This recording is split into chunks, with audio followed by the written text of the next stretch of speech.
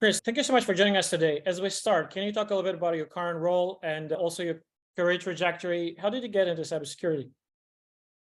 I'm a senior leader at F10 FinTech, and how I got into this was I really started in IT and cyber and wanted to find ways to help enable the business. As I grew from a help desk analyst to where I am in my career, I always looked for ways to help the business with their digital transformation, with their projects, whatever they were looking to do, but to do so in a clear and safe way. So I often worked as the translator between them and more technical engineers that were looking to develop projects. And I would work to understand what the business requirements were, and then also understand where potentially any of the technical limitations were and help be that translator. I understand. If there's a handful of things I learned about cybersecurity myself, is that one, it's a team sport, and it's valuable for practitioners to connect and to share what they learned, both about some of the threat landscape and the toolbox. I think it's always evolving. And the other thing that I learned, it's always changing. So what's top of mind today will change in the next 3 or 6 months. Some of the bugs will be patched up, but new vulnerabilities will resurface. From that perspective, and given your background, your experience, what are the top 3 biggest challenges facing cybersecurity practitioners today, in your view? So the first one is, I would say, the evolution of as a service and no code platforms. As the businesses are able to develop solutions on their own, they might often skip their engagement with security and therefore inadvertently introduce risk to the environment simply because they were trying to develop at a faster rate than security might allow. So that would be the first one. The second one is really threat actors taking advantage of automation and scale, just like businesses are. So if organizations are slow to patch and slow to recover, they risk having themselves being a target for those threat actors. I understand. I think this moving to the cloud is a secular trend, which, if anything, was accelerated by COVID when everyone was working from home. But I think it's definitely not slowing down. And some of the more recent tools, whether it's Copilot, whether it's other maybe ChatGPT enabled solutions that essentially have the promise of turning any developer in a 10x developer. So it's, if anything, the cost of creating applications, writing code is really quickly approaching zero, which, if anything, will probably lead to proliferation solutions, applications with various degrees of security baked into them. What do you think some of the best practices would be, in whether it's now or in the future, of how to make sure that security is not just a thin layer of peanut butter spread in the sandwich, but it's really part of the recipe and part of the building blocks that people use, it's an integral part, but not just something you spread over, something that's already baked in? I think, like you mentioned, security needs to be a team player and be involved with the business. So not just something that comes as a checkbox at the end, something that they integrate throughout their process, have security involved at the ideation phase, have security involved in the testing phase, and then also validation at the end. But I think as businesses look to evolve and use solutions like enabled AI solutions, they should work with their businesses so that they understand the risks that come with that. I think it's a very good point. And I think overall, as cybersecurity has exploded and claiming a bigger and bigger piece of mind, but along throughout the organization, from the board of directors to C-level executives, and throughout our organization, I think there is just a lot more. Maybe it's because it's in the news. You see a lot more publications highlighting the fact that this organization was breached, personal information of that many clients was exposed, kind of financial implications. There's blow-ups in crypto world when the protocol was not properly designed and all the funds were drained to the tune of several $1 million.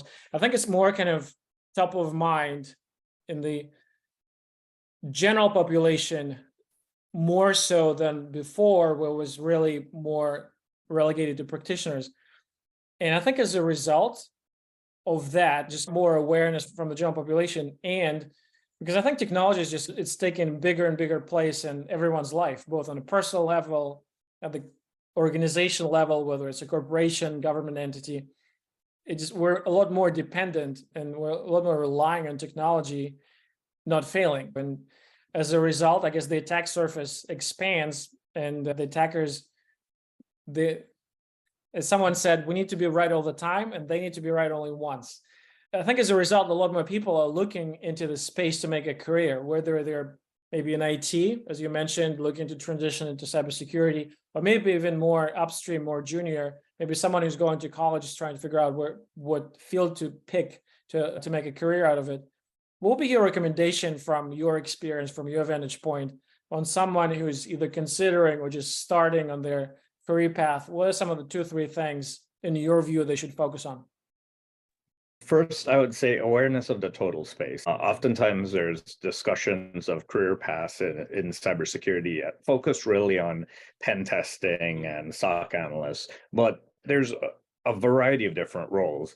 And now with things like AI-enabled tools, having an understanding as to how those things function and then what you can do to help secure the process along the way helps you to show that security is valued throughout the value chain. So you could be a data scientist that's focused on security. You could be a programmer that's focused on security. You can be in GRC and compliance with a focus on not just security, but how to do so in a business enabling way. So there's so many different ways. Here in the US, the NIST created a nice work development framework that lists out over 52 different roles for IT and security. That gives you a great framework to look at and to evaluate the field so you could do research. And then from there, I would say a lot of informational interviews with individuals in the different fields to make sure it's something that you're really interested in. Oftentimes people come just for the money and end up burnt out at the end because the role that they chose was against what their nature was. Maybe it was producing reports and they hate reports. Maybe it was going through audit logs and they don't like that. So really figure out what you like and what you don't like as you do that self-discovery through the different roles. Makes a lot of sense, because I think if you're not truly passionate about the field, you will burn out and you will churn out, because you need to be infinitely curious because it's an ever evolving field, but also you want to care enough and you want to like it to stick with this, because it certainly can be stressful. It certainly can be overwhelming. So if you don't have the passion, it's unlikely there will be a sustainable career path. But to your point, there are so many different facets.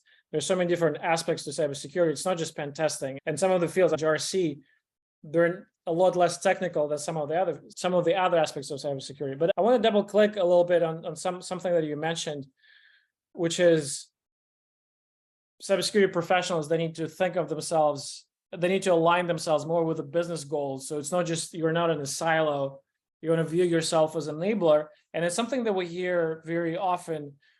And one of the themes, one of the punchlines that I heard, which I thought was pretty interesting, that before the cybersecurity team was seen as the department of no, meaning that's where all the projects go to die because we cannot do it in a secure way, which I think is probably was ringing true like a few years ago. But I think now people are realizing it's not a sustainable way. You cannot be an obstacle on the way of business growth, especially with the challenging environment that businesses are facing. And with ever-changing technological space, it's not an option. There are competitive pressures, regulatory pressures. And it seems that being an enabler, being in cybersecurity and being an enabler of business, obviously requires technical background, but also it requires almost a shift in the mindset and I'm wondering, again, based on your experience, what are some of the thoughts and some of the suggestions that you have of people realizing that they need to be not just technically sophisticated, but also they need to wear the business hat in addition to keeping the organization secure. What are some of the advice you could give to those who are just realizing they need to grow another skill set in being the business enabler and not just making sure that the organization is safe? Yeah, as you go through working with the different business units on their projects, ask them the why behind what you're trying to accomplish. And once you better understand the why, then you can start to look at the how and the how you can do it securely and how you can enable them. And then you can focus on what you're trying to deliver. Oftentimes, you have an idea as to what they were looking to do, but they have a totally different idea. So ensure that you work with them through that process. And then rather than saying no, you can allow them to make a risk-informed decision. Now you're talking their language. You're going, okay, so you want to do this for this reason, and this is what you're hoping to accomplish, but these are the risks involved with your current approach. These are some of the things that you can do to mitigate the risk. And potentially in the end, this is some of the risk that you'll still have to own or that you'll have to accept, transfer, however you're looking to disposition the risk. But now you're talking their language so that they can make a risk-informed decision on their project, on their goals that you're doing. And you're the ones making the decision because ultimately they're the ones owning the risk. You're just helping them imply or implement standards that the organization has set or follow best practices based on the community that they have shown over time. They're the ones owning the risk in the end, not you. Makes sense. So essentially, you're more of a guide helping them to get safely to their destination point. You're not a guard slapping them on the hand whenever they try to veer off track. And it's just, I guess, to your point, it just takes a little bit of different mindset, and aligning goals will probably go a long way. Switching gears a little bit, we talked about how technology in general, and cybersecurity in particular, is an ever-evolving, ever-changing field. And it appears that the pace of change is accelerating. Just looking at the adoption curve of the internet and then the mobile and now ChatGPT, it seems like there's a new upgrade every 48 hours. It seems like with applications that just completely beyond belief what's possible. And I think it's very rapidly evolving topic and evolving application with very far reaching implications for the business, for cybersecurity.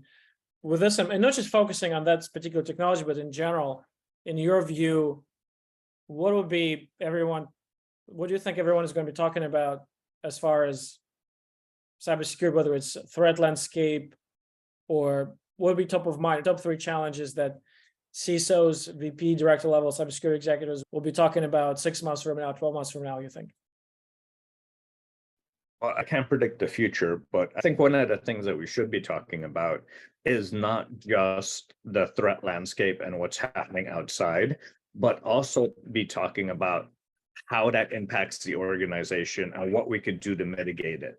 Instead of just providing them with, here are all the bad things, we should provide them with the guide on what they can do to protect themselves as well.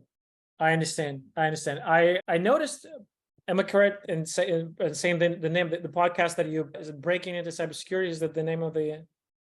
Yeah, it started as Breaking Into Cybersecurity, and then later we've launched Breaking Into Cybersecurity Leadership for leaders to help prepare the next generation of cybersecurity leaders. I'm curious about it seems like it's a very popular and successful venture. What have you learned? What are the top takeaways, I guess, both for probably more so on the leadership side?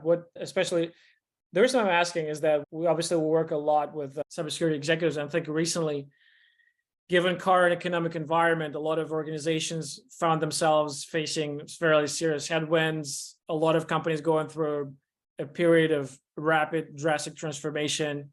A lot of roles are being reassigned, which comes with stress, challenges, a lot of opportunities, but it's certainly not smooth sailing for a lot of executives.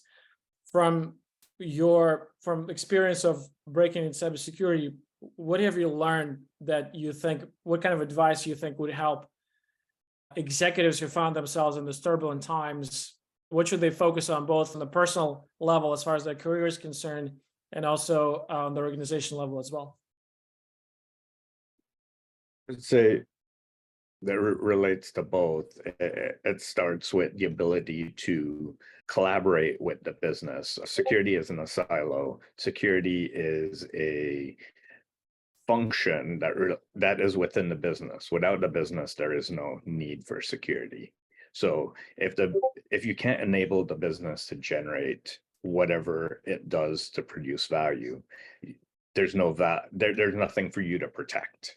There's that first. Then there's the ability to communicate what the risks are, and then influence the leaders that are making those decisions. I say those would be the top 3 skills that any leader would need, both on the personal side as well as the organizational side. It makes a lot of sense. Chris, I know we're coming up on time. What's the best way for you to connect? Are you on LinkedIn? What's the best way for our listeners to reach out? Yeah, LinkedIn's the best way to reach out to me. Also, CPF-Coaching.com is where I help future leaders with their coaching needs to grow their careers. Excellent. Sounds good. Chris, thank you so much for taking your time for this. This was very insightful. Thank you. Thank you very much.